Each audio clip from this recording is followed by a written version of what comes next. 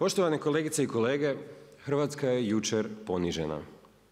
Jučer i danas u našoj zemlji boravi Aleksandar Vučić, čovjek koji dokazano nije naš prijatelj, koji dokazano nema dobre namjere prema Hrvatskoj, čovjek čije se jedine iskrene namjere ogledaju u njegovom huškačkom govoru u okupiranoj Glini '95., pa onda u Skupštini Srbije 2000. kada je govorio kako želi mijenjati međunarodno priznate granice Hrvatske po velikosrpskim maštarijama.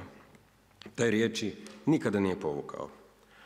To je čovjek koji dan danas prijateljuje s pravomoćno osuđenim vukovarskim krvnikom Veselinom Šljivančaninom i postavlja se kao njegov branitelj.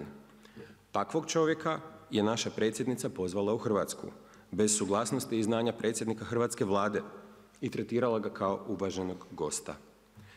U tome leži poniženje, kolegice i kolege. Predsjednica Hrvatske stavila je interese i pritisak međunarodne zajednice ispred interesa vlastite zemlje.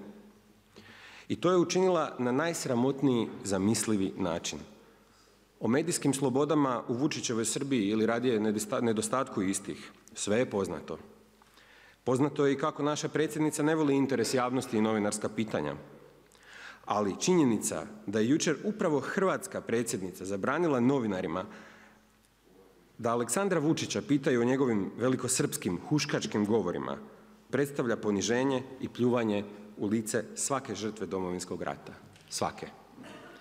Vučić je u Hrvatsku donio matične knjige iz Dvora na Uni, a predsjednica nam je to predstavila kao ogroman i važan dar, napredak u našim odnosima. Što je s protokolima iz Vukovarske bolnice?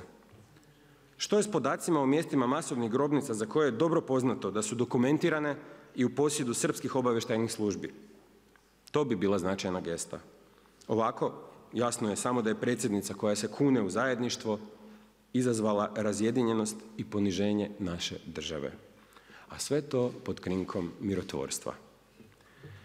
Kolegice i kolege, postoji put do pomirenja, ali na taj nas put ne mogu voditi ljudi poput Vučića i Kolinde Grabar-Kitarović.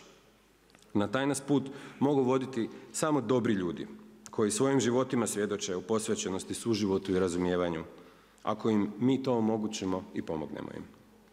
Pomirenje ne počinje razmjenom papira. Počinje tako što ćemo ljudima s obje strane granice pomoći da se upoznaju. U hrvatskim školama nema srpske književnosti. Na našim radiostanicama ima jako malo glazbe iz Srbije. A koliko je srpskih školaraca imalo prilike čitati primjerice Hotel Zagorje Ivane Simić Bodrožić? Koliko ih imalo prilike zaljubiti se u astronomiju, slušajući Korada Korlevića dok govori o svemiru? Zašto ne pomognemo da se to promijeni?